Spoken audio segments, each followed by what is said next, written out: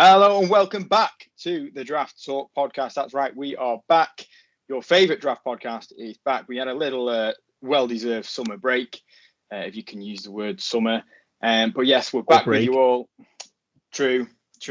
But yeah, we are back. As ever, I'm your host, Brian, and I have two of my three Draft Talk amigos with us today, Stu and Owen. How are we doing, guys? Yeah, we're fast approaching the season. Been an interesting off-season as well, kind of catching up with what's been happening with the rookies and thinking about the season ahead as well. But glad to be back chatting with my favourite guys. Yeah, it's been a while, hasn't it? We didn't do anything post-draft really, just because of everything that's been going on with life. But we're back to it now. We'll go through some rookies and then we'll get through some prospects as well. Absolutely, yes. We've got a fair bit to talk about. We're entering our fourth season. That's right, the big contract year. So we can't mess it up. But yes, as the guys have alluded there, we're going to look at this year's rookie class, see who's been impressing so far in pre-season training camps, etc., and who we're looking forward to seeing.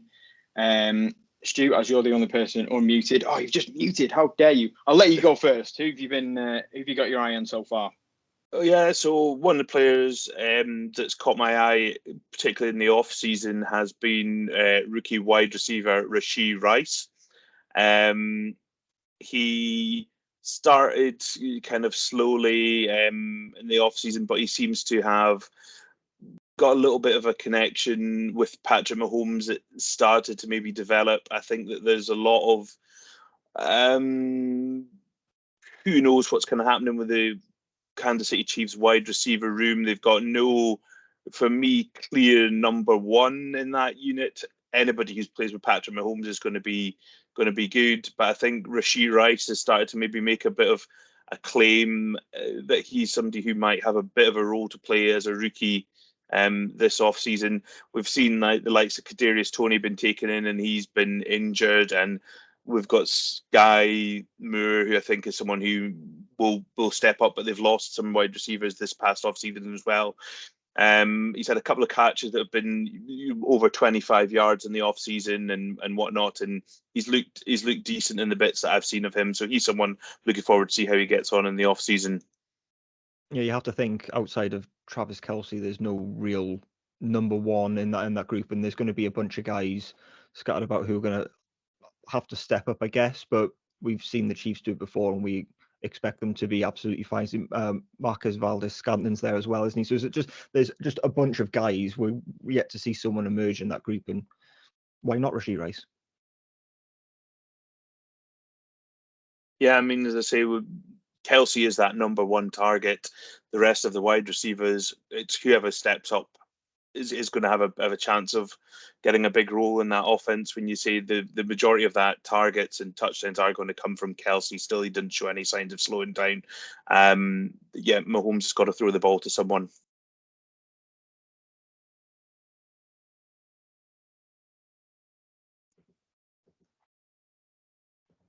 A couple of other receivers hanging about that we should probably touch on. One of them that's really impressed me in preseason is Tank Dell, who seems to have emerged as the favourite target for CJ Stroud, assuming that he's going to be the number one there in Houston. And really, I think he's something that the Texans can get really excited about. Pick number 69 in the draft. And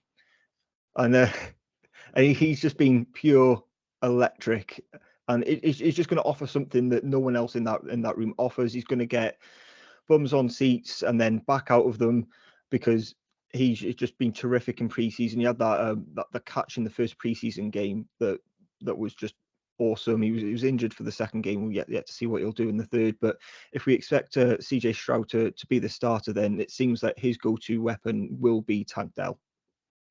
Yeah, again, we're talking about a team that doesn't have a clear-cut number one target. Probably their best receiver was Brandon Cooks, and he's now out the building. Nico Collins is a guy, but he's more of a big-bodied catch type kind of guy. And we don't know what's going to happen with John Mechie as yet, another guy who, although it's not his rookie year, it's going to be his first year of playing in the NFL. So there again, it's another team where there's his targets available, and if someone can make themselves stand out, that why not Tank Dell? Yeah, he's been the go-to guy so far. There's no reason why that won't continue. While we're on the theme of tanks, Tank Bigsby's another one. I almost did a Brian there, just smoothly sliding into the next one. That's But Tank Bigsby at Jacksonville, as someone who's impressed in the off season, they seem to really like him, and he's been fed the ball quite a lot.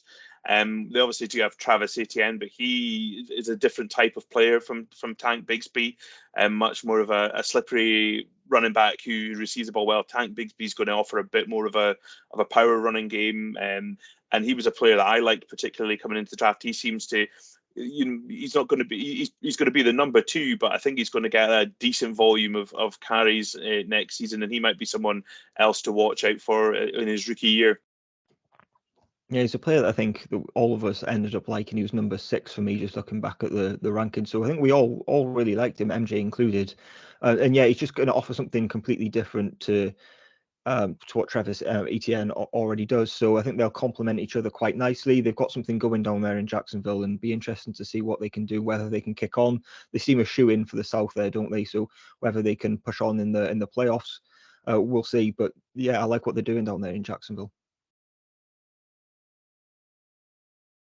If you any more tanks for us, Stu, or you all I think that's my tanked out. Yeah, absolutely. There probably is someone kicking else around there called Tank that we can dredge up somewhere's nicknamed Tank, but those two are the main guys who've been doing the stuff so far. Absolutely. I'll come back to you, Stu. We had as usual, a pretty good offensive line class. I know that's your favourite. Anyone stood out so far from what you've seen? I think says no.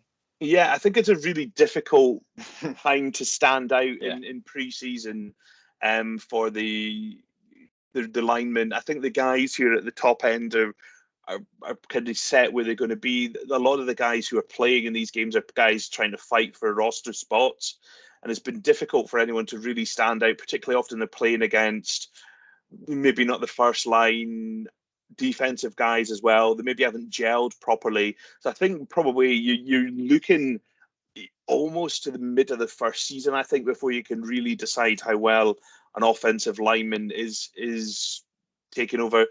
I think that there is some of the guys that are probably, who are rookies, who are probably going to make a case to be the starters in the team. I think often John Michael Schmitz, obviously, I think in New York Giants is one of these guys who I think is now probably going to be the starter there at center.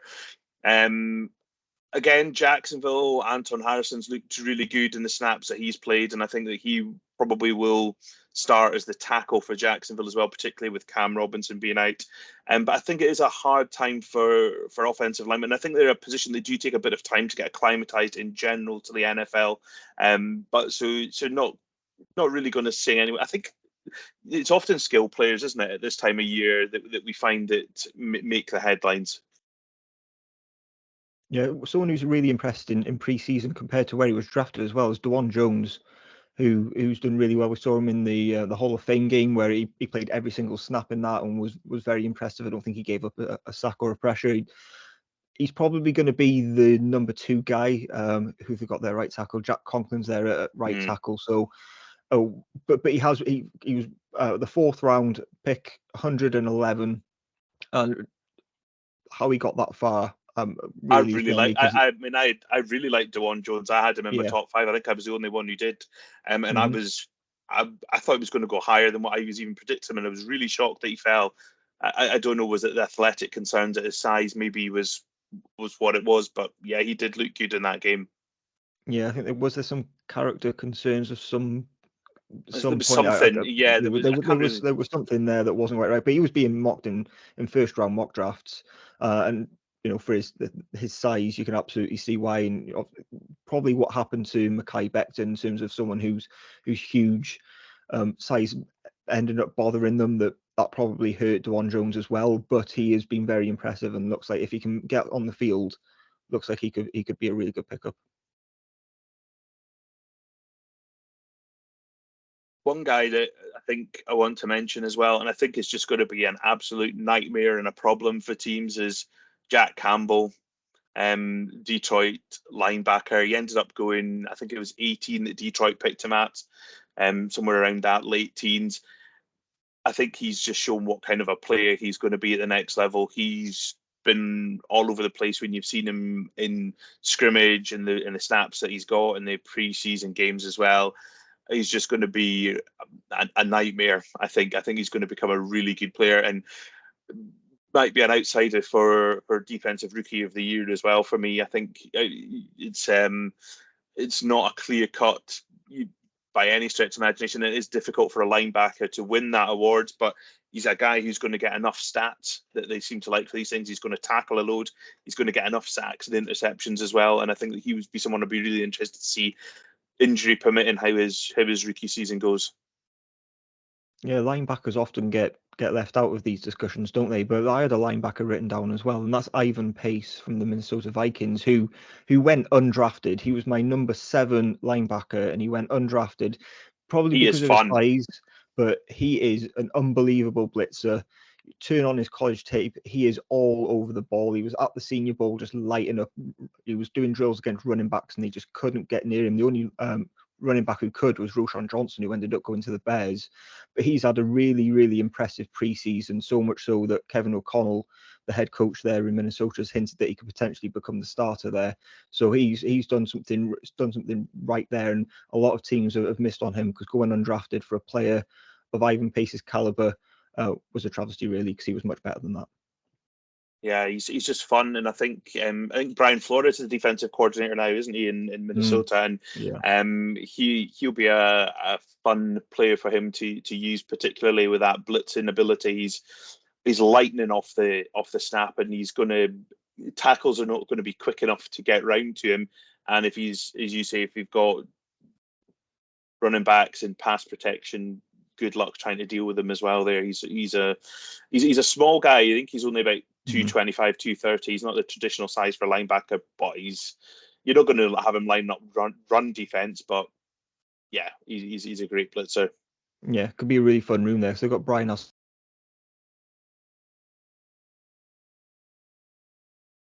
So he could potentially, but that could be a fun group there. So yeah, Ivan Pace, watch out for him during the season, because it seems like he's going to make the team, which is obviously unusual for an undrafted free agent. Could even become the starter. And kind of on that linebacker pass rush, you tweeted out one as well, Nick Herbig. Pittsburgh Steelers, they seem to have got another one, don't they? You have these guys that they've got Highsmith now as well. They've obviously got TJ Watt, who's a superstar, but Nick Herbig, a guy who, I think we talked about him kind of in the draft process as well. Did he go 4th round? I think he went. Eventually, he's not got the prototypical kind of dimensions, and I think that's maybe what's held him back a little bit in his draft prospect as well. But again, he's another one who knows what he's doing when he's rushing the passer. He has a plan, he has ability to get around the outside, and he's looked fun for a team that I think is going to do better than people are predicting in Pittsburgh. Yeah, the team that always do well, they'll be over 500. Doesn't matter. They could roll anyone out there, they'll be over 500. So yeah, I think they'll be good. But yeah, Nick Herbig, he's going to be a stand-up rusher, and he's probably going to be a designated pass rusher in that sense. But he gets off the snap really quickly, and you'd like to think he's going to get a fair few sacks and put up some nice stats when he's actually on the field. I think originally he was listed as a linebacker, and he was probably evaluated by some as a line.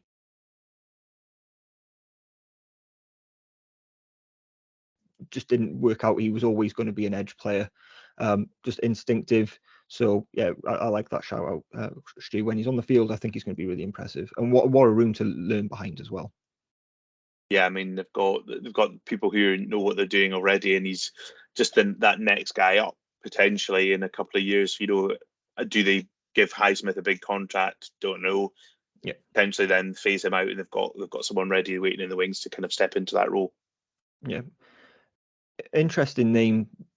Still on the defensive side of the ball that I wanted to bring up. I didn't think you would there, Stu. So is Cam Smith from the Dolphins.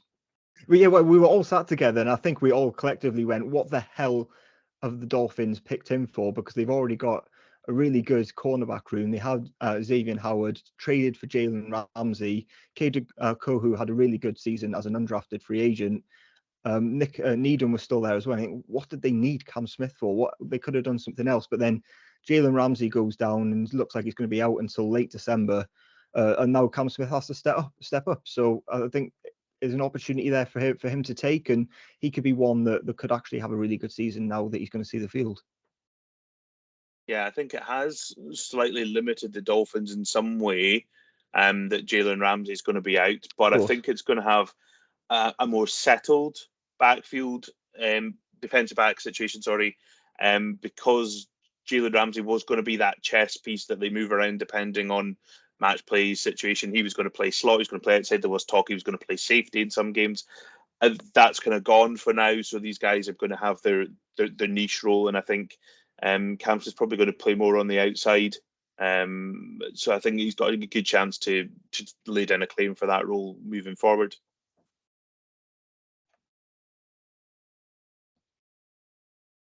What have you thought of the quarterbacks?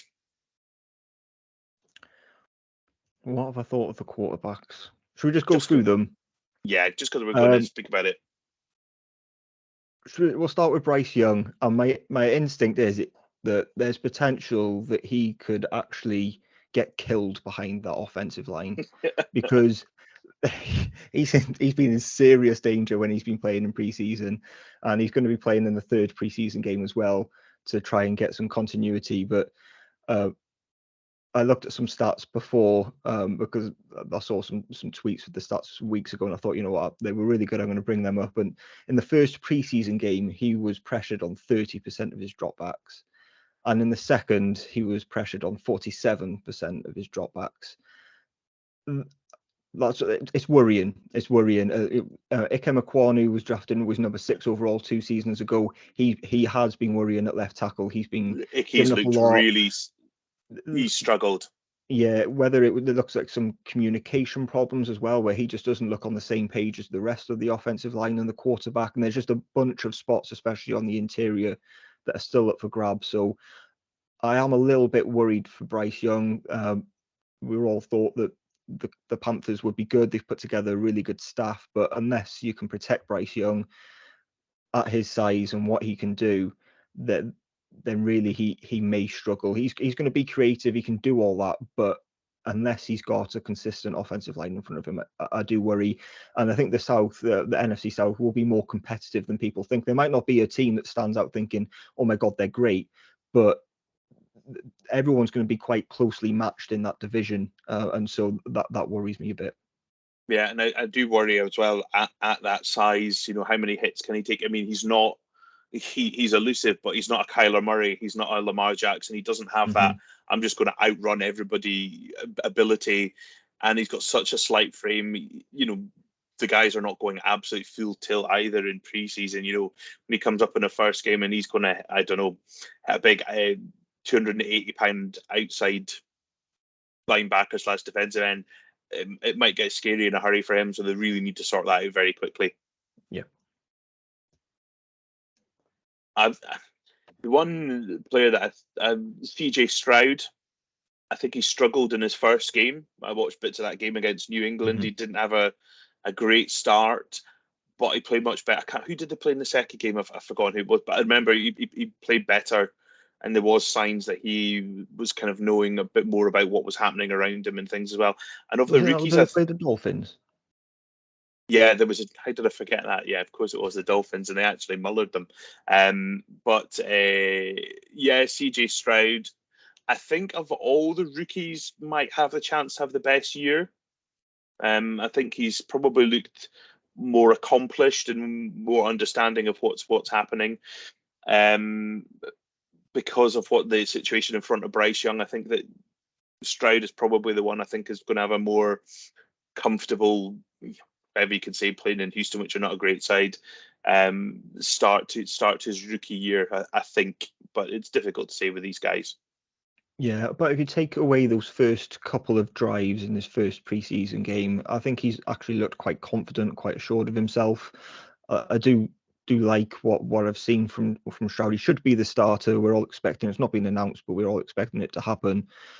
There's still a lot of work to do for the Texans, but it seems at the moment that they've put some things in place for for this to be heading in the right direction. It's going to need some time. But yeah, I think CJ Stroud looks like he's going to be able to man the offense really nicely. We spoke about Tank Dell before. He marshaled them actually quite well. So I suppose you're glad that if he's going to have any hiccups in his first game, that's what you've got preseason for, that they've kind of got out the way. He's going to have some nerves in this first proper NFL game. That's always going to happen, but it looks like he's going to be able to cope with it. And I think he has got a bit more of that protection potentially. They've got a good tackle duo. I mean, Laramie Tunsil is still a very good player. Titus Howard on the other side has developed actually into a good right tackle. I think Shat Mason's coming at guard as well. So they do have players around him that maybe are going to lessen some of that anxiety that you may have, that Stroud just seems to be fighting for his life a little bit in some of those preseason games. Yeah, I suppose they're a team that've got no expectations on them as well. So what does Stroud actually have to do to have a good season? I guess if he could just go out, show he's competent, have win a few games, which means that they're not drafting 1 or 2, which they won't be anyway because they traded away that pick to the Cardinals. But just if he can just show something, then he's going to have some grace to get another season there in Houston, because no one's expecting them to light the world on fire. Yeah, I think just steady progress throughout the year, I think is a good year for Stroud. If we can say, yeah, you know what, we're happy to hang our hat on this guy for a couple of years anyway, I think that would be a good outcome for him. Yeah, a good season for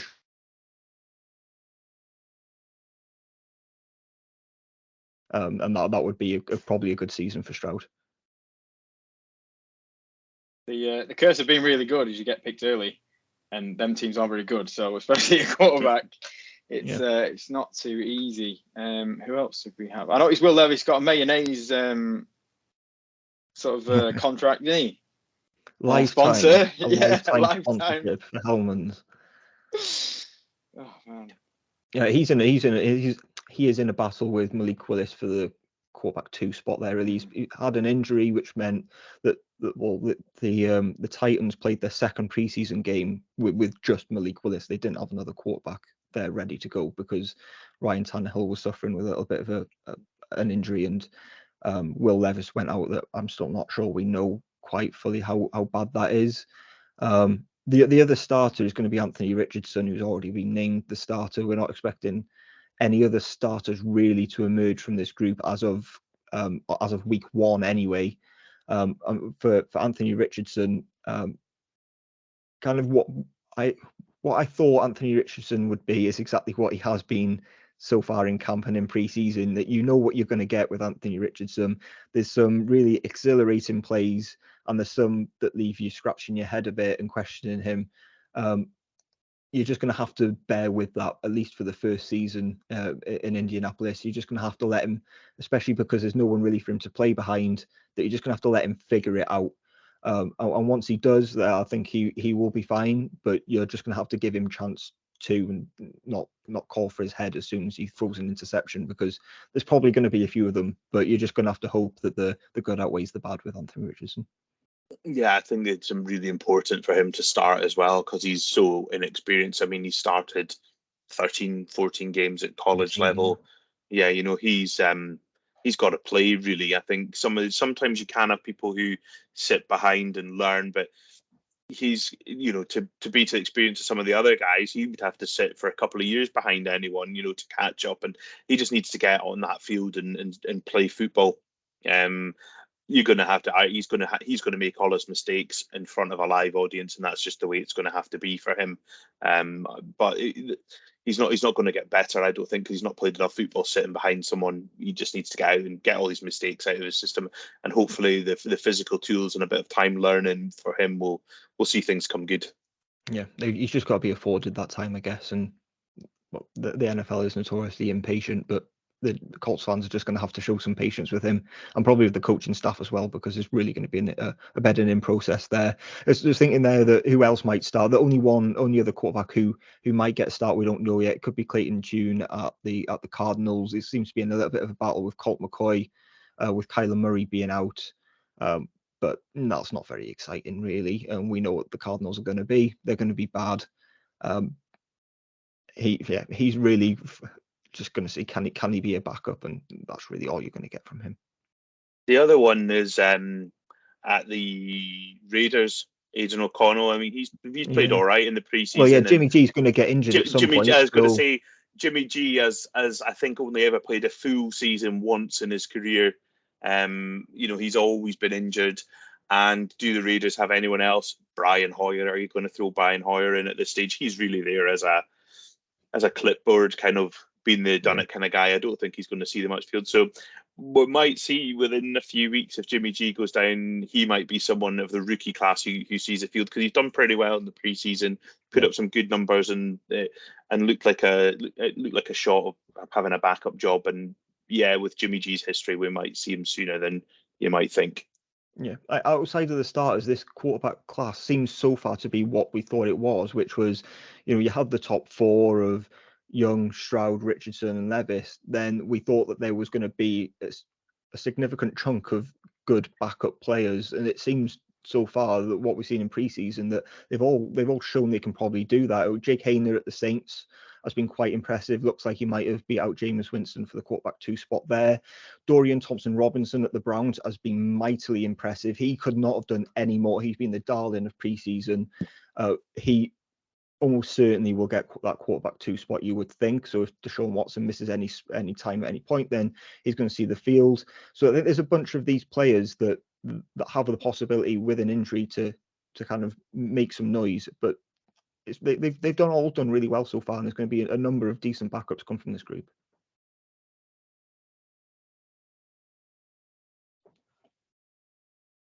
There we go. We've done receivers, O-line, quarterbacks, touched on linebackers. I mean, anybody else? I guess on the defensive side, not too many defenders who've caught your eye. Not really. I mean, the cornerback group hasn't been kind of amazing. Joey Porter got an interception, didn't he, the other night? Who else? Emmanuel Forbes is, I think, done really well from what I've seen from practice and what I've heard out of practice, but I've not seen much out of there. And Devon Witherspoon's probably the one we were waiting to see. He's been injured, just like all Seahawks first rounders normally do. Jackson Smith and Jigba, who they drafted later on, is also injured.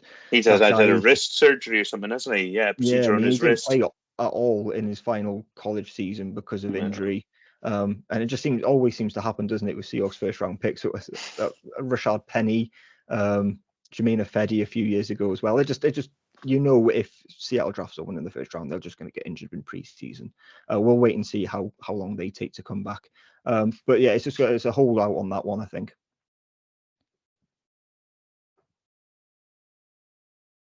Lovely stuff. I guess that was all nice and positive.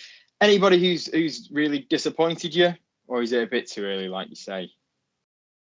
Preseason, yeah, will not be too early. No, I think there's always these stories that emerge that so and so's been amazing in preseason camp, and then someone, they've really struggled and they've not lived up to billing. But what are you expecting with a rookie at this stage? I think it's good to feel excited about people who you think you look forward to seeing, but whether they're going to struggle or not, I guess you've got to have a good bit of the season in before we can start writing off and saying that this so and so is a bust and whatnot. But even a couple of years, you've got to give them. I know still be hanging on to Trey Lance, even though things are not great. So, they always say you've got to give it. You've got to give him the rookie year to kind of figure things out. And if you're relying on a team full of rookies to win, then that just isn't going to happen. So you have to give him a chance to kind of understand things. And yeah, on Trey Lance, look, I probably did miss on that one, but I'll take my chances. And as I tweeted out before, I didn't spend 3 first-round picks on it, so it's absolutely fine. I can sit here in my spare room and fantasize about Trey Lance all I want. It's absolutely fine. It doesn't cost me anything. But what I would say on Trey Lance is probably the 49ers have to shoulder some blame there, because the guys who took less than 200 snaps in the NFL, only played 4 games, and kind of been shooed out the door. I think, drafting Trey Lance, you knew you're going to have to develop him, you're going to have to teach him, and Kyle Shanahan definitely hasn't done that. So I think they have to shoulder some of the responsibility too. I take none. Good. It's all right. Well, it's only the one we remember. If we go through every draft and all the other positions we pick, I'll be hiding my list. No, I hated him. He was rubbish. That'll be the next episode for everyone's misses. No, I'm kidding. I do want to give a bit of a shout out to former Draft Talk guest Matt Willet's-Go, who may well end up being the Cowboys swing tackle.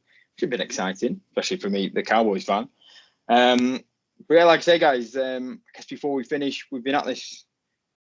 Like I say, we're starting our 4th season. Anybody from the previous few draft classes who hasn't kicked on yet, who you can sort of see having a big year? I know I did bring this up before we started, and you kind of went quiet. Yeah, I didn't think about it though. Give you another go.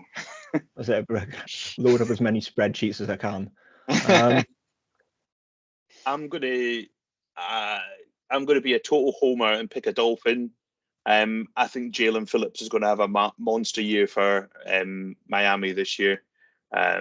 He's looked really quite good in his first 2 years. He's particularly second season, he settled in really well. I think with Vic Fangio's system, Jalen Phillips could be a guy that we're talking about as one of the better pass rushers in the league. So total homer. He was somebody I really liked in the draft process as well. So yeah, Jalen Phillips for me is someone I'm really looking forward to this season. Yeah, I think Treylon Burks is someone that I was expecting a big season from.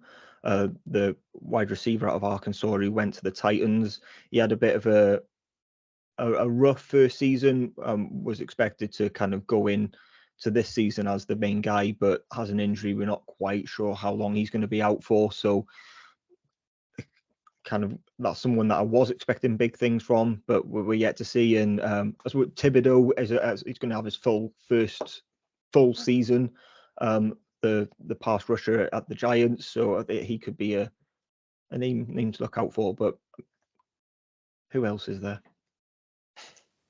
It's not like we started talking about hundreds of these guys.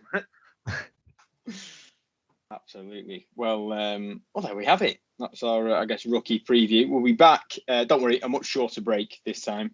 We will be back soon previewing next year's draft class. It's already starting. How exciting. But in the meantime, you know where to get us. Check us out on Twitter, or X, sorry, as it's now called. The website, 99 Yards. We've got our full preview for all the NFL teams, because like I say, we're a couple of weeks off now to the season kicking off. And like I say, take it easy. We'll see you soon. Thank you very much for listening.